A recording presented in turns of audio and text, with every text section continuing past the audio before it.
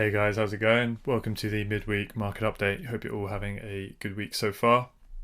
Before we dive into the breakdown, just going to do a quick little, mini lesson discussion on types of structure breaks, as I did have a question about it. So let's say we have an example where we have, a decent swing push up. We're in a bullish trend, and we have a small minor pullback, and then price pushes up. And then we start the swing pullback, but the pullback breaks this minor low here, right? And then we pull up, and then we have another break of this low here, and then we pull up, and then we have another break of this low here.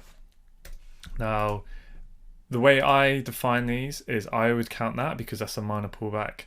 It's a minor low that caused the break of a minor high. I personally would count that as a emboss, a minor break of structure. So just put that to the bottom, and then because this low has now been broken, I would then count this essentially as sort of the next minor structure that we are within. So then that would also be a minor break of structure, and this would also be a minor break of structure. So essentially we have our our swing high up here and our swing low down here somewhere, right? So at this point all of this is just a pullback. Right, let me draw the next example actually before I kind of talk about this in a bit more depth. And another example would be exact same scenario, except we have one big push up. There's kind of no minor pullback in the leg. It's all one leg up.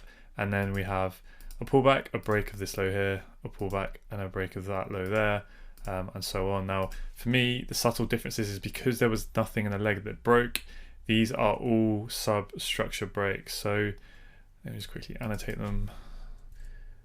S-boss, I guess we can change the to dashed, whatever.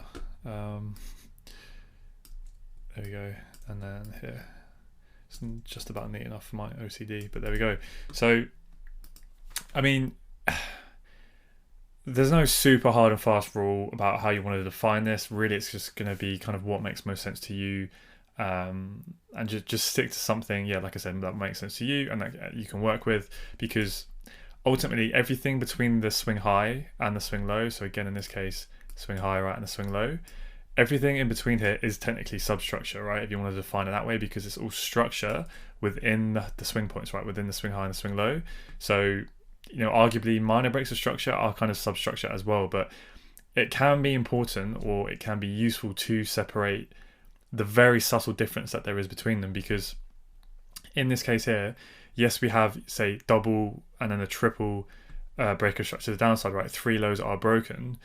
Those lows are, I would say, less significant than when we break something in the previous leg and we break a minor low. Because at this point, all this is a quick daily pullback, right? And then we could easily break that, right? We can break this high here, and then we can start to go on, and continue that overall bullish leg. So why that's important is because if you're trying to play the pullback and you're trying to short this moves the downside, let's say this is a 4-hour pullback in price, obviously there's gonna be loads of opportunities on lower time frames to get short, and then if you're looking for price to say come up to these levels, okay, fine, and then let's say again you're looking for here, well, price could easily just smash up through that, or at any point like this one here, it could just smash up straight through, because all you have is a substructure break and it's not as significant. So yes, it is tradable, but you need to pair that with the whole story, the whole narrative, loads of other confluence that you want to use. It's you can just make a very simple hard and fast rule that you're not going to play a counter trend move or a pullback until you have a minor break of structure, for instance, or something like that, because substructure breaks are not significant, and this pullback could be very quick and could end, and we could continue on going. Whereas in this case, because it did break a minor piece of structure in the prior swing leg, that is slightly more significant, right? So now that this piece of structure has now been broken, right, we're now kind of essentially playing within this piece of structure. So that's why this then becomes a minor break of structure. This is its own piece of structure, and then that becomes a minor break of structure, right? And then if we were to break this, I would also then call that a minor break of structure, but obviously to the upside. So you can see how it can get a little bit confusing of the difference between your definitions, but really it's just because this showed a bit more, it's more significant that it managed to actually break a minor low, because that minor low on one time frame is going to be a swing low on a time frame just below. Whereas say this is the 4 hour, right? We've had a strong push up on the 4 hour chart. It's likely on the 15-minute chart that it probably hasn't really broken anything. So the 15-minute chart is probably still bullish at this point. If you're trying to short that. So that's just why minor breaks of structure are generally a bit more significant, because it's, well, I hope it's a bit obvious, but you kind of broken more significant structure. Now in this case, again, I would say once you break this high, I would also classify that now as a minor break of structure. So I think it's slightly different to, I think, the diagram I used before in the original webinar, because before I kind of defined everything between the swing points as all substructure, which again, it kind of technically is. But the reason why I then view this break to the upside, that kind of pro trend break, is because essentially it's managed to now break, this is one, I guess, structure of its own. It's kind of forms its own structure with these substructure breaks. That becomes a leg of price. And now if price can move up and, break the structure, form that higher high, that to me is reasonably significant. Like, that's a significant move. It's managed to break this leg of price rather than just like, this is just literally just a pullback. It's breaking lows that didn't achieve anything, right? Whereas this, when it goes up, it breaks a high that it managed to break a low. So this high has some significance to it, right? And now price has shown some decent movement to get up. So you can draw a lot of these kind of examples of different structure, and you can make more complex examples, and it can get a bit confusing if you try and define kind of every single break of structure within the swing points. It can get a little bit pedantic and unnecessary to start labeling, is this a minor break of structure, is this a substructure break, and it can be a little bit, I guess, how you want to define it yourself. So I just try and keep it simple, because it's not going to make a huge difference to your trading, other than in kind of more obvious examples like this, where basically, have we broken anything in the price swing leg? In this case, it's a clean push, right? So we haven't. So all of this for me is substructure. So yes, you can short these moves, right? You can look to get the lower high of the substructure, but you have to be aware that that is a lot less confluence compared to here, where we've actually broken something in that leg, and that gives you a bit more of a warning sign that eventually this potentially could turn into that swing trend change, right, where it could lead to a true swing boss, or maybe just at least a sign that we're going to have a bit of a deeper pullback. It's just more of a significant bit of a move. But yeah, ultimately, don't get too confused with trying to define them. It can just be a little bit unnecessary. But a simple rule, I would say, would just be that you want to see that minor break of structure before potentially you want to play a counter trend move or a pullback. But it is going to depend on how the higher time frames look, how much space, how much risk to rewards there, how early you're in the move. There's just way too much to kind of make it a firm blanket rule. You can do that, and you can make trade plan very formulated in that specific way, but it can be a little bit unnecessary. Now, a good example is to go over some of the price action that we have discussed before on the 15-minute time frame the other week, here on euro dollar, where we were essentially, if you remember, coming down into, just kind of get our bearings here, this whole section of price action, right, where we're coming down into this daily, weekly, and 4-hour area of demand. We were struggling to break lows. We had the bias that potentially we could start to see this change trend and break up this upside, which is what ultimately happened. But when you're trying to kind of time this on the 15-minute chart, you can use that to your advantage to try and get in long before the 15-minute chart has switched bullish, because at this point in time, this was the swing high, right? This was the swing low. And now, you can wait for this swing high to break up until this point, and then you can start to look for the longs, right, to get the move. And again, there's nothing wrong with that. But you can just be sitting on your hands a long time when there's plenty of tradable moves down within here. So if we look, this was the swing low, we never closed below, but what you can then look at, right, is we've had a movement down, we've had a minor pullback, and then we've had what I would essentially classify as that substructure break, and then we come up and we break this previous high, right? So for me, I would count that as a minor break of structure. That's an emboss, right? And now you're essentially playing within this minor sort of range, right? And then we get another minor break of structure there. So we've had two minor breaks of structure, right? So you could have seen that first one and gone, okay, I'm happy to get in long from it within here, right? I personally, I would be happy to start to look for that, especially when you consider, right, all of the other higher time frame confidence of where we are, how price has got here, how it's struggling to break the lows, yada yada yada. And that's what I mean is, you can, but I wouldn't necessarily recommend just having a blanket rule of, as soon as I have an emboss or I need to see, this to get involved, because it depends on, look how big this range is. This is highs all the way up here. There's plenty of time,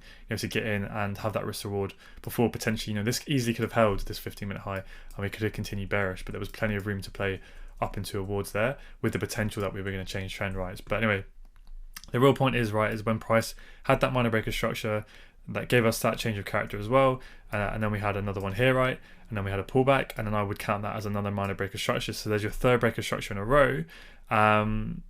And yeah, now this is where it gets a little bit tricky, right? Because technically, if we take out this low, which we did, and we just about close below it, then you could say that the minor structure, right, within this whole bearish range here has now switched bearish. But this is kind of what I mean by blanket rules, is if you just go, okay, now it's suddenly bearish and I'm only looking for shorts, and you're expecting then price to come down, sometimes it's going to work, sometimes it's not, because you haven't taken in the whole picture as it's, the whole story as a whole, right? And yeah, I mean, it is a bit of a tricky one, because if you're super mechanical, like I said, it did close below, but you have to kind of read what's happened. We've struggled to break this 4-hour and 15-minute low.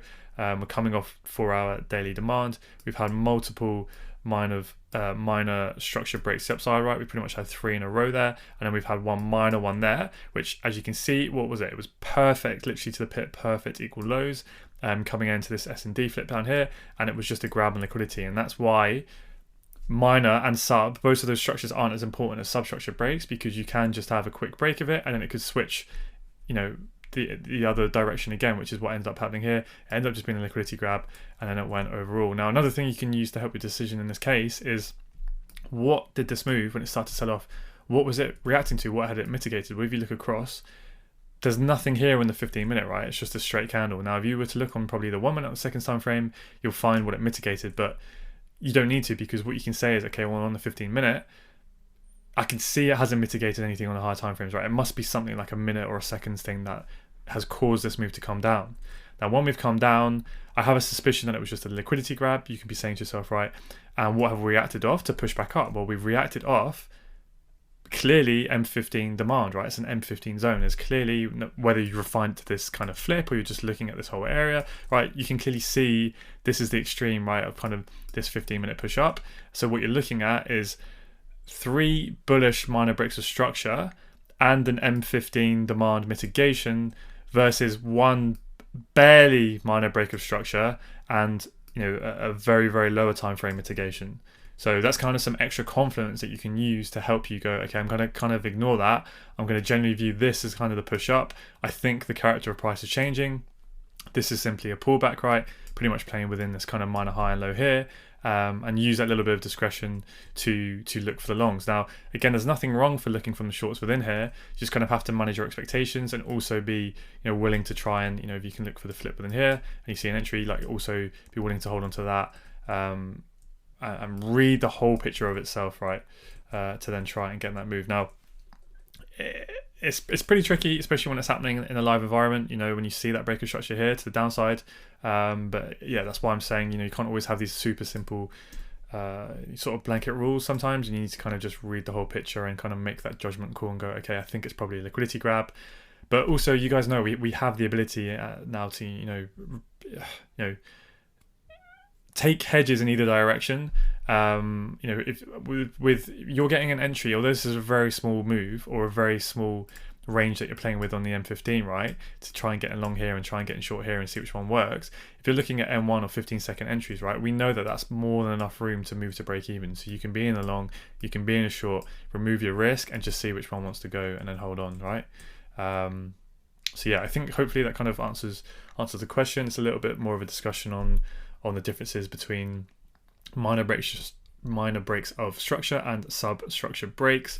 But yeah, you can see how it can get a bit confusing with which ones you want to define as which, because ultimately, at least for me, the way I view price is what I really, really care about is the swing points. As long as you have those correct and you know where you're playing within the range, then it's not going to massively matter, whether you're defining it as an M-boss or an S-boss, because for me, they're all substructure really, because it's all within the swing high and the swing low. But yeah, when you can kind of read it and it makes sense to you, like to me, I view that as a minor break of structure, right? It's broken a minor high in the previous price leg. We've essentially kind of, switched bullish in terms of that internal structure. The internal structure, the substructure, has switched bullish. I'm kind of wincing as I'm using these phrases because that's why it can get confusing depending on how you want to define things. But as long as you find something that makes sense to you and you can visually see, right, we've had that change of character because we took the low and then we took the high. We've essentially had that internal bullish trend change. We've come in here, we've failed to break that low there, and then we've come up and we've broken that high again. So now we have what? Get rid of these drawings. We have one minor break of structure, two minor breaks of structure. We get a pullback, we get another minor break of structure there again.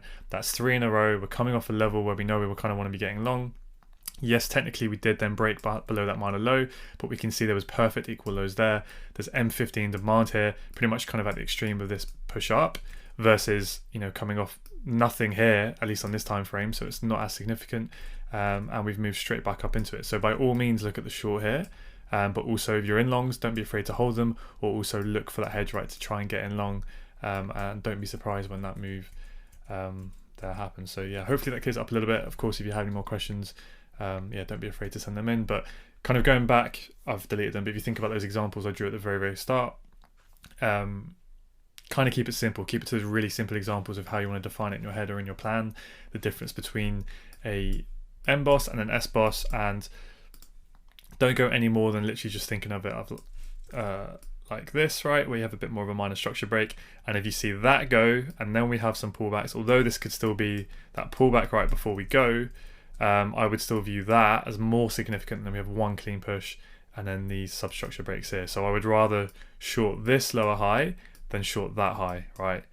This to me has more confluence, and that's just why you may want to have the definition between an M-boss and an S-boss being different. But ultimately, all these pieces of structure within swing points are ultimately substructure anyway. So yeah, don't get too worried and caught up about all of that. But yeah, anyway, I don't want to rant too much more about that in this video. So let's have a quick look at what's been going on the last few days of the week. So we are pretty much still in the middle of New York session. Hope you guys know I'm not really actively trading at the moment. So yeah, I just wanted to get this out now whilst we've got some interesting price action going on. So yeah, last week we switched bullish on the daily chart. We got that daily break of structure.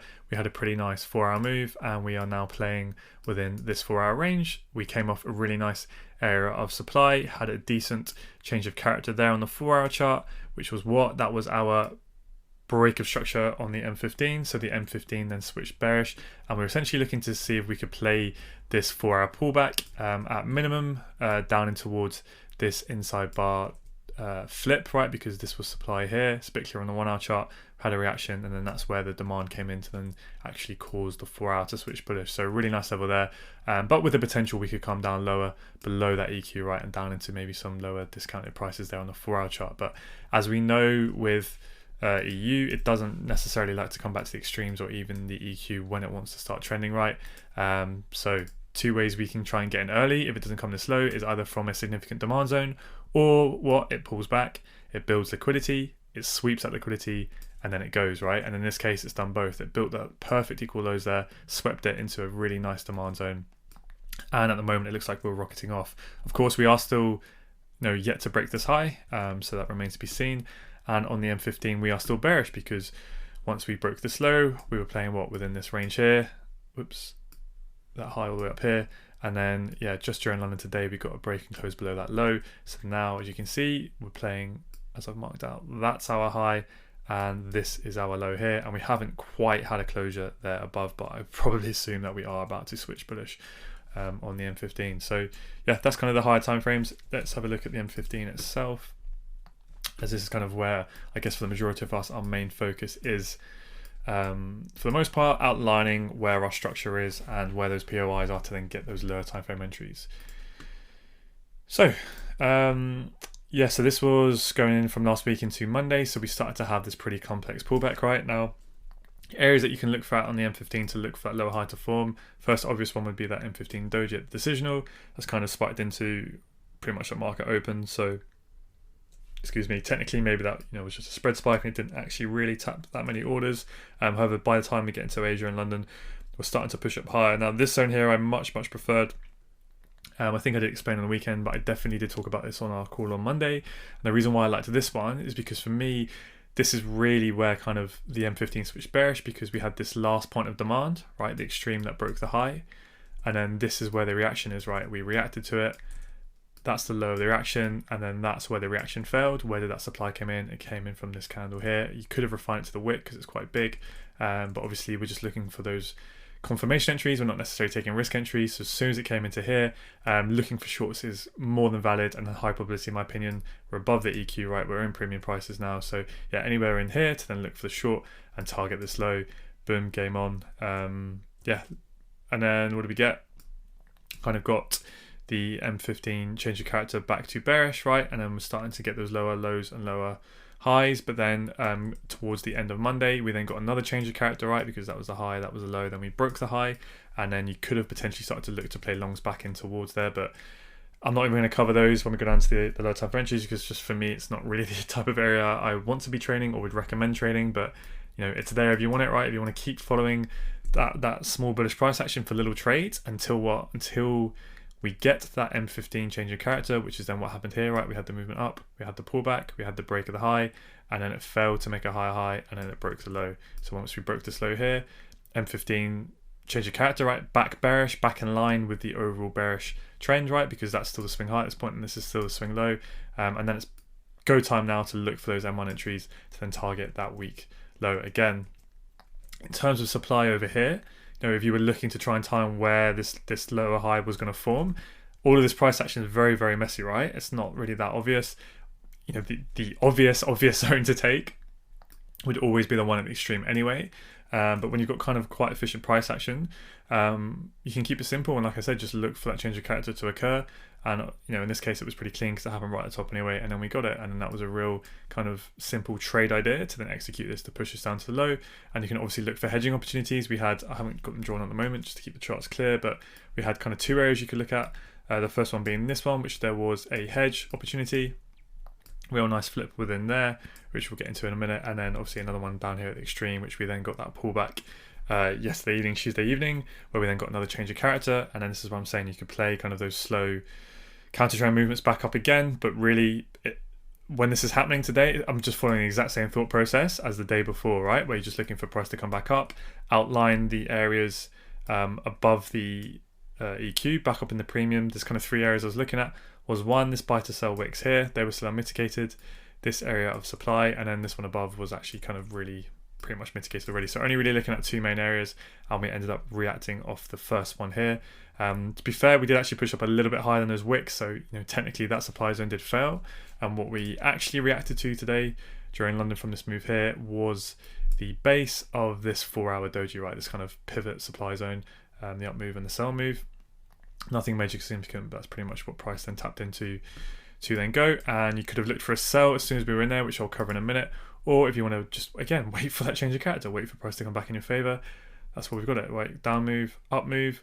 We wick the down move. So for me, that's enough for a change of character, right? Break of structure, I want to see a candle closure, but just for that change of character, I just want to see that first indication that the higher low is no longer intact and we're making that first sign of a lower low. Boom, there's your supply zone, right? And then you can look for the short, and you've got that extra confirmation. You get another opportunity to get in with more confirmation, and then we finally take that low there, and then we come into that really strong 4-hour demand zone where we have the origin of this pullback as well on the M15. So I also had this inside bar outlined. I've deleted it now, but it was there. Price smashed straight through and came into the lower one. So I was literally just, you know, would be looking at the lower time frames just to see which one's going to get the reaction to. You don't have to take a risk entry, you can just wait for that confirmation entry and then you're in.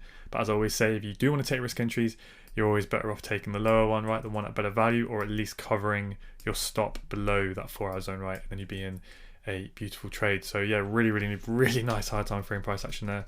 Let's take a look at the lower time frame zone. So the first one we're going to look at is price coming into here on Monday, looking to play this move down here. So actually, let's keep them both open at the same time. So we did cover these on Monday, but I'll quickly go over them again.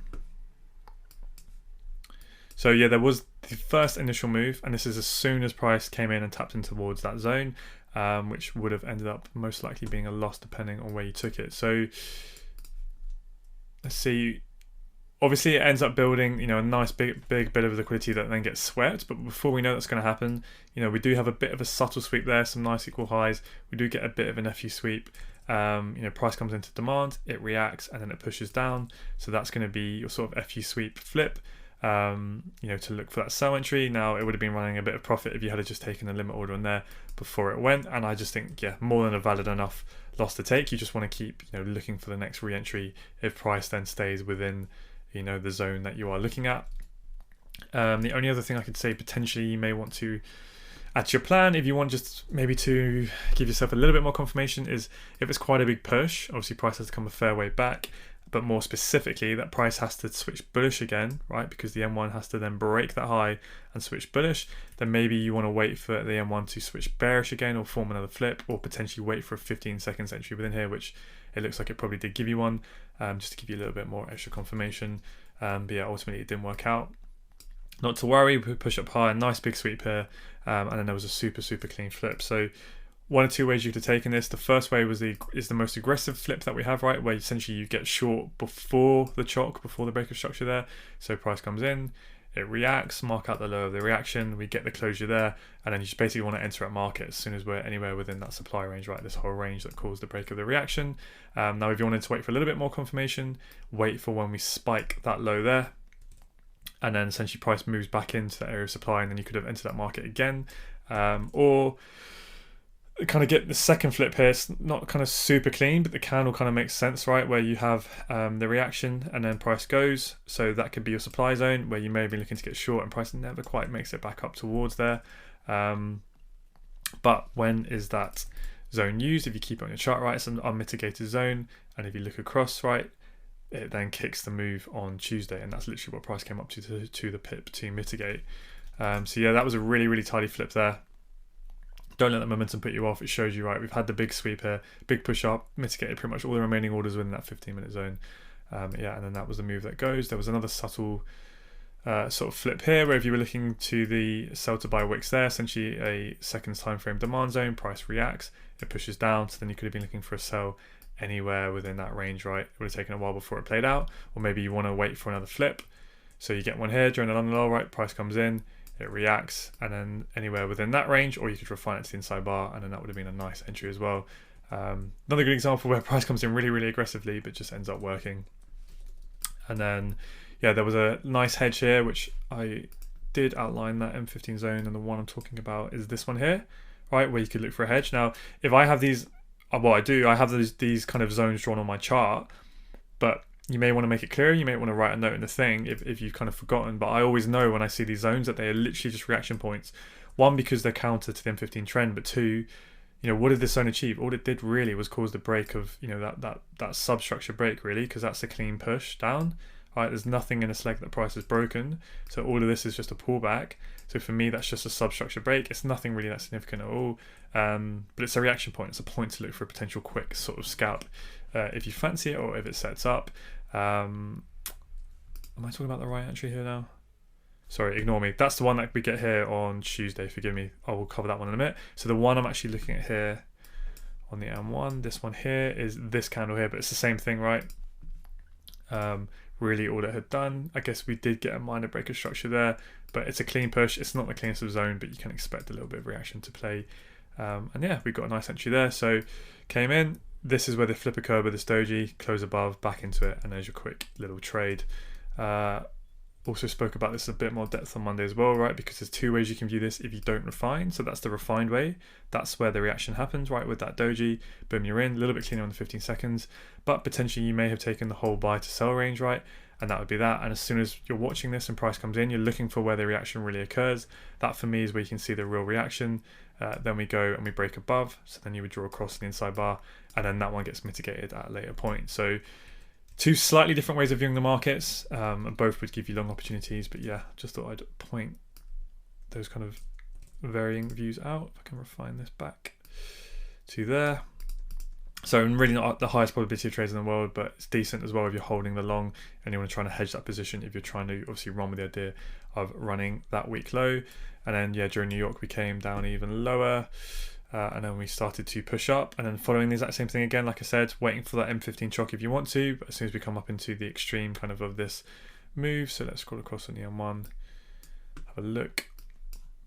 So we ended up mitigating that previous M1 supply zone that had missed the previous day. potentially could have taken an entry there, but nothing I really like. Now here is where it gets interesting, because this is where we get that M15 change of character, right? We get that break below. We essentially create an M15 supply zone. Ooh, just looking at this. Fun times. Yeah, so then we break below, and then again, just looking for that M5 pullback, and then waiting for the M1 to flip, get that change of character. All right, pull up into where the flip occurred here to cause that M15 change of character.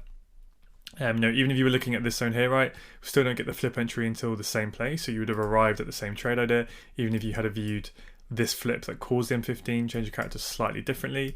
And there's two ways you could have had this. I've got it at the moment, I think, drawn as the 15-second entry, but you can keep it simple and just kind of more the classic way, because it isn't really an M1 flip here, because there's no reaction, because we have the higher low, we have the higher high, and we smash straight through, and essentially it's just an M1 pull back into supply, and we go. So very clean entry there. But if you wanted the 15-second flip, let's have a look.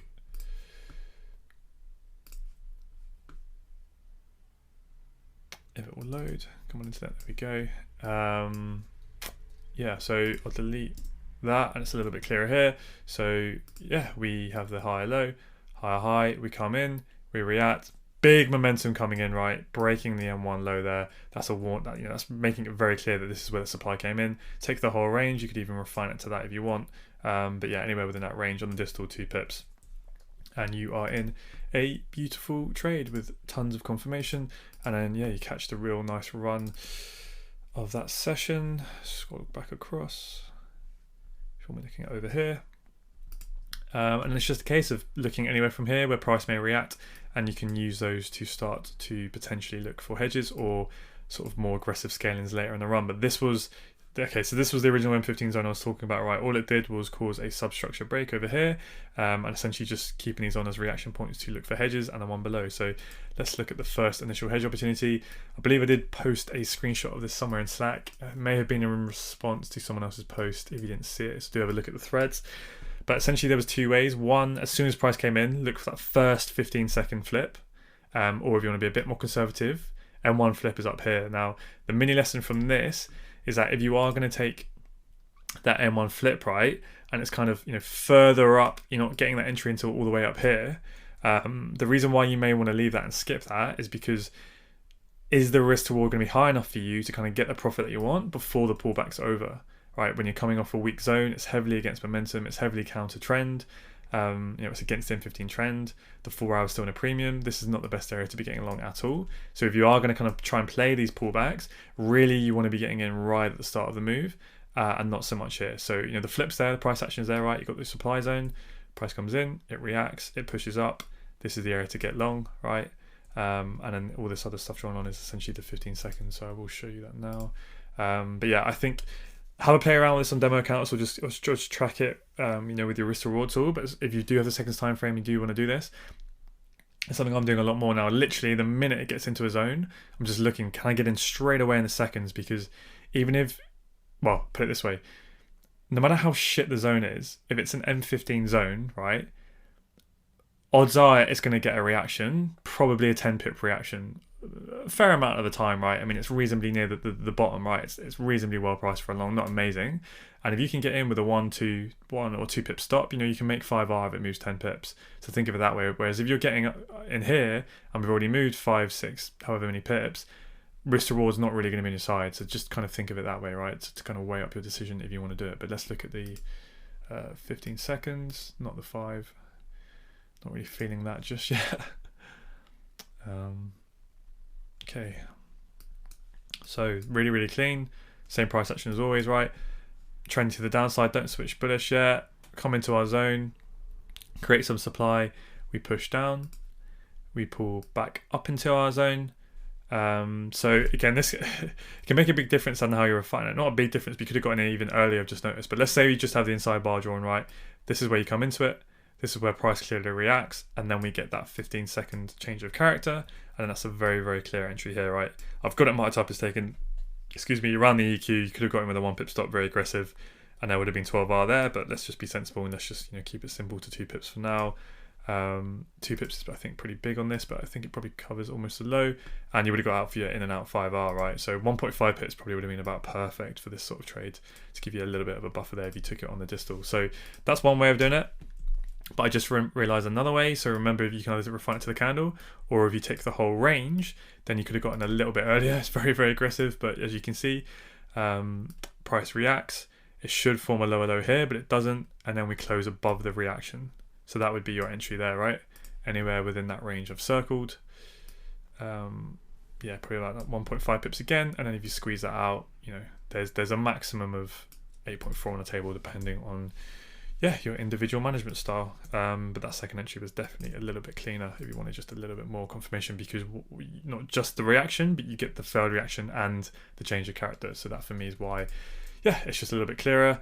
And then we had this M1 flip within here, and then this drawn on is just, don't recommend doing this in this type of area, but it's just studying price action and seeing ways in how you could get in again. So the M1 zone reacts, it pushes up, price comes down. If that supply is going to hold, it should form a lower low, but then price reacts and breaks up to the upside. So then you get the failed reaction, and then you could have got in here, right? It's just being a bit more fractal with price there. And then looking for the hedge, price comes down. It's not super clear here, but I'm just looking for where's that first kind of real bullish reaction. It kind of occurs here. Look left, doesn't make sense. Okay, we get the breakdown, so then we get that change of character, pull back in, and then you're off. So yeah, bit aggressive, very, very kind of lower time frame entries there. Excuse me, but it is there if you want to do it. Let's get rid of the rest of that. So yeah, that's essentially very, very similar on Monday and Tuesday, both looking for the moves back into there and then just looking for your lower time frame entries. Built tons of liquidity right to be swept. Very, very, very similar setups. And then coming into London today, pretty much the exact same thing, right, which I've already explained. Almost happened 3 days in a row now, which is quite odd. Like I said, the first two areas I was looking at was these buy to sell wicks, and then the zone just above. But what we ended up reacting to from was that 4-hour doji. But even if you're not looking at it on, you could literally just sit on the M15 and just go, I'm not going to look for an M1 entry until I see a change in character, back in line with the higher time frame intentions. And as soon as we got that at 8:15 London time, you could then drop down and then looked for your entry there. So here we go. So the first initial entry was really nice. If you didn't wait for the M15 entry, which is price M1 comes into it, alert would have been off going on for the M15. We form a higher high, we come down into our demand, we react, we push down, and then boom, there's your flip. Super simple entry. If you are super refined and you have it down to that one candle, and you might say to yourself, I mean, does it touch? It kind of looks like it does. Yeah, it looks like it does touch. But maybe you think, okay, well, it didn't actually react to it, I'm not going to take it, it's just a clean push through. This is why I think it's worth always just taking the range. And I just see, where did the reaction come in? I look left, am I happy enough that it's an area that makes sense? Boom, risk reward's fine, that's a 2-pip stop, you can get in. Now the only tricky thing about this is your management, right? So if you got in here, 2-pip stop, could have got away with a 1.5 as well, maybe stopped out when it came back here as well, depending on how you manage this one. And this is just a great example because I believe it was not running at 5R if you had a 2-pip stop. Yeah, it wasn't running at 5R, not even 4R, so you probably should have left your risk on the table at that point, I would argue. A great example of why, especially when you're trading pro trend from a really good area of value. Just let the trade play out, hold on to it. Now, the logical reason as well why behind that, it's not just kind of blind luck and hoping it's going to go, is because what's happened since you've entered the trade. Well, ask yourself this: if you're in the trade and you're sitting there thinking, okay, it hasn't hit what I need it to hit to remove risk or move to break even, but it's coming back aggressively, I think I'm going to get stopped out. What can help you is go, okay, well, is there supply in my area that has been created that price is just coming back to mitigate and it's going to go? And in this case, what happened? We got that change of character, we created fresh M15 supply, albeit a very minor area, right? But it's there nonetheless. And essentially all that price did was come back up and mitigate the EQ of the whole sort of buy to sell range, right? So we take the low to the high, right? And it's just come up, and that's why I originally had this drawn here, because potentially that's another way of getting back in, right? Want a little bit of a wider stop for that. And you're just playing what I said, that M15 change of character, pull back up, take the EQ of the range, and boom. So yeah, not necessarily the most sort of nicest of flips, but I'd much prefer this one here in terms of classic M1 price action, but just a good example of kind of leaving your stops open there and letting the trade play out. And then we absolutely blast down through, we get that break below, so it puts us into a new M15 range. And this is where I was looking at this 4-hour inside bar, had two M15 zones. Obviously it ends up reacting to the lower one, and there was a very clean M1 entry here, right? Absolutely textbook. we react to the prior range, push down, push up, come back in, and then boom, there's your entry. And there's some 15-second entries down here and here, and this is just, you know, absolutely perfect example now of as soon as price comes into a level, especially when it's very, very overextended like this. I've seen this work so many times now that I have the confidence to take this, where literally you can just get in as soon as you see the 15-second chart start to turn around. So pull back into the range supply, push down, reaction above. Now this is a good example where as soon as you get that closure above, you know, especially when it's a small kind of, you know, 2-pip range, you can get your stop in a safe place. Don't mess around, just hit market, just get in at market, hit buy, because it never pulls back. And you know, for the sake of not even a micro pip, you've missed out on an absolutely blinder of a trade, right?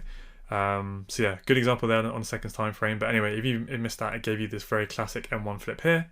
And then if you missed that, or you wanted a bit more confirmation, what do we have in the 15 seconds? We pull up into supply, we react, there's the high of the reaction, we close above, and then we come back in. And you could have got in here a bit more aggressive, but there was a kind of, that's another way of getting in later into the move. And then another entry I was looking at is during the London lull, we know price is going to start to range, right? And we start to see it build this, right, all of these lows here and this liquidity. Now, what you want to look at is go look left and say, what's unmitigated? Well, we have this whole sell to buy range here, right? That is being unmitigated. So you can mark that out, because what is that essentially going to be? That's going to be your M5 demand. So I know some of you don't even bother with the M5 chart anymore, but this is where it can really, you know, still be very much useful. So yeah, essentially it's just this whole range, right, rather than the refined candle. Price comes into there, and then you can look for a flip. Now, it didn't really give anything too clean there on the M1, but let's break it down on the seconds time frame, just to show you the opportunity is there if you like the level. This is more aggressive, but it is there. So what do we have? Price clearly trending to the downside. It was a little bit clearer on the 30 second, but I'll show you in the 15 second as well, because you can still see it there. You can, you know, you can imagine how the other time frames look generally when you're on one time frame. So yeah, this is the whole supply range, right? Price comes in, it reacts. Let me draw it so I don't get too confused.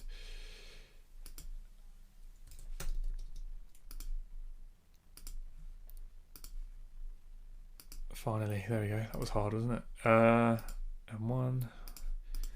Okay, so this is why sometimes you just can literally take a whole quite a big range and just look for the reaction straight away. As soon as we come in, we react. So arguably, in theory, it should just go, because the sell orders have been hit, but we don't. We push up, we close above, and then boom, you can get in long. Right, anywhere below that line, you can get in long.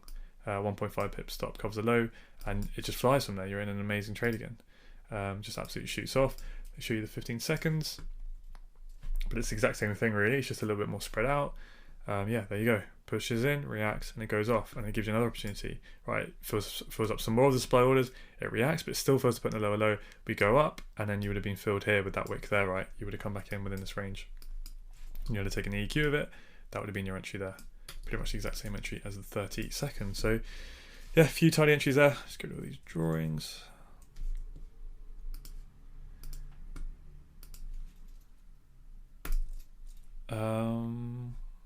Yeah, and then we shot off. So probably wouldn't really be chasing price at this point. It's for shorts or for longs, not in a great area. But then remember, although we're coming off a 4-hour level, you know, prices now kind of proved what I was about to say. Obviously, always nice to have the benefit of hindsight as well. But at this point, as price is shooting up, you're thinking happy days. You know, we've seen the sweep of liquidity, 4-hour demand. I want to go, but you have to remember you're still buying in a 4-hour premium. We've only just swept that daily high, so it's probably going to need a daily pullback, which is going to be a bit more significant. But more importantly, and more kind of, I guess, relevant to really what you're looking at for an intraday timing is until we close above this high here, this level, we are still bearish in the M15. So no matter how much sort of momentum you're seeing, well, look, perfect example now. We just retraced it. So sometimes it can be easy to get carried away with that. So as we come into this M15 supply level, I think I was talking about this with David briefly this morning, that I was curious because there was obviously then two supply points we could look at, this one here or this one here, right? Because this one's, I guess, arguably is mitigated. This one's a clean push, never liked that. So I was of the opinion that this was most likely going to be used as liquidity, and I wanted to see how we'd react to here. Now, as we come up into here, what I want you to do on your charts, if you haven't spotted it already, is do bar replay back to here, and then play price forward and then look to see if you can see the M1 flip entry short. Pause the video now and then come back and we'll go through it together. Okay, probably none of you bothered to do that. That's fair enough. I probably wouldn't, but it's a useful exercise if you did. Let's go through it together and see how this goes. So bar by bar, we're pushing in. We're still clearly bullish. Okay, we've had a bit of a pullback and a push up. So for me, that is definitely a area of demand, at least for the purpose of looking for a flip, right? So push up. What I want to see is price come back down into it and then react. So we continue to push up. It's all part of the same move. Okay, now we've come in and we've started to react, but we pushed in deeper. Okay, now we're getting that bullish reaction. So let's see if we can get another candle that doesn't break that low. Okay, so now that's showing me that the reaction is holding. So that's the true reaction. So essentially you can mark that out as your reaction point, however you want to do it. Let's make this a little bit cleaner. I need to come up with a bit more of a systematic system with my drawings, but you guys know what I'm looking at. Okay, so now I say to myself, as soon as we get a closure below that low, I'm happy to get short. So no, let's see if it's going to make a higher high. Just wicked it. So again, and this is something I want to stress as well, is some of you may see a wick break as enough, but yeah, I want to see a closure below. So just make sure you test it and see what you like. So now we've got the closure below. So now anywhere within this range, essentially I'm happy to get short. So let's mark that out and see how it sizes up. Okay, so anywhere within that range. So we're kind of talking about how do you do this with mechanical stop placement. Well, let's say you always want to take 2 pips.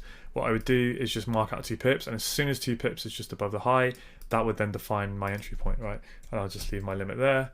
That would be tagged in, and then I'd be most likely tagged out. Yeah, definitely be tagged out now. So I did just want to kind of go over that bar by bar of where the entry was.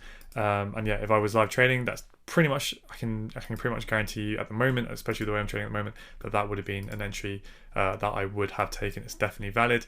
It's pro M15 trend. We're coming there with a lot of momentum. We're coming there off against the 4-hour trend after a big sweep, after a big sweep of liquidity. But I'm more than happy to take a 1 hour loss in that place. But yes, you are trying to short a raging bull at that point. So yeah, it'd be up to you guys if you want to take that or not, but I definitely think that was a valid loss if you did take it, or if you were questioning whether it was, looking at it in hindsight. And then yeah, what do we have up here? We've had a failure to close above the high. So some very, very interesting price action at this point. Not massively surprising, because we haven't come into decent area value. I would like to see the 4-hour chart come down into here, so potentially that is what's going to happen. This looks to be just a liquidity grab, because look, we had some nice perfect equals here which were marked out, swept those highs now, and we've pushed down. Let's see if there was a flip entry. God damn, there's been so many nice entries this week. I think I'm gonna have to rethink this whole taking August of trading. I don't think there's any months that are acceptable to miss out with. Oh god. Okay, so yeah, this is our last range. Let's draw this on properly. Bear with me, because obviously I haven't seen this price action yet. So that would be the break of the low. Look at this, absolutely beautiful. So you can either take the whole range or refine to the inside bar. And there is your absolutely perfect flip entry right at the top of the range after grab of liquidity. You could have got away with a tighter stop, but let's be conservative for the sake, and let's target the M15 low. There's literally I can't go, if you literally just stick to the outer of these ranges with the M15, right, and you trade the lows and you trade the highs and you just wait for that first M1 or 15-second flip, however you want to do it. I'm just struggling. Need I say more? It's all here. It's all here. It's just all in the mind, whether or not you can just not get pissed off that you take a loss here. Just keep executing that trade. As soon as the same setup occurs, boom, take the trade. And then yeah, just manage the trade accordingly. So I was looking to see these buy to sell wicks told us demand, but clearly not. And we've absolutely shit the bed. So yeah, amazing price action there. So in terms of kind of forecast for the rest of the week, this demand's pretty much been mitigated now, so I would expect these lows to be run, looking for price to come down into the discount, potentially this massive 4-hour wick zone, but obviously anywhere we could easily, as soon as I start to see the M15 start to get that change of character, switch bullish again, I will then be looking to look for those longs, but yeah, for now we are still bearish. So yeah, it's just the same thing, right? Mark out your range. That's still the high for me. This is the low here, so let's mark this out properly. I will be waiting for a closure below this M15 low. Let's move this across. and then we would be within the new range. Obviously it's a very, very, very clean push at that point, so we'll have to see how it plays. Price action is getting a little bit whippy now, so this is just a classic case of, if we were to come down, sort of break this low, and then start to kind of get flips and then change his character, be looking to play that back up into the EQ, probably take some heavy profits, or you may want to hold on because the 4-hour chart could still be switching bullish at this, or staying bullish at this point. Management does get a little bit tricky when you're trying to play 4-hour pro trend, but we haven't come into discount prices yet, so it can happen. And if you always hold all of your volume on from trades here, trying to expect this high to get run, you can end up taking a lot of break evens and giving a lot of profit back. But if you were to take the same entries down here, right, that's obviously going to be much higher probability to hold on to those trades there. So definitely do make sure you pay yourself, but there's not too much in this M15 leg. Potentially something within this wick here of this doji, but otherwise, yeah, let's see how price reacts to down here, or we may just sweep these lows and go again. But just follow, it's the same thing. I don't see the point kind of me spending ages and ages going over kind of potential forecasts of drawing out all these different scenarios, because it's the same thing over and over again, right? We're just looking for those sweeps, looking for the M1 flips, and then targeting the next week high low or 15-minute supply zone or demand zone that is in the way, and off we go. But yeah, for now, with literally the current price action we have, I'd probably expect, because that's a run on liquidity, we failed to switch bullish, but probably going to run this week low now, because this week low has failed to do its job, and then just continue to look to trade the M15 bearish range till we come down into this 4-hour discount, till we come into demand, look for it to switch bullish. Then if the M15 is bullish, in line with the 4-hour being bullish, it's go time to then look to run this week 4-hour high, so on and so forth. But because we have these nice big ranges, there's more than enough risk to reward to play those counter trend movements as well. Ideally, if you get mitigating something on the left as well, always add some extra confidence. But yeah, I hope you guys took some value from that, and I hope you guys have a good end to the week, and I will see you in the next one. Cheers guys.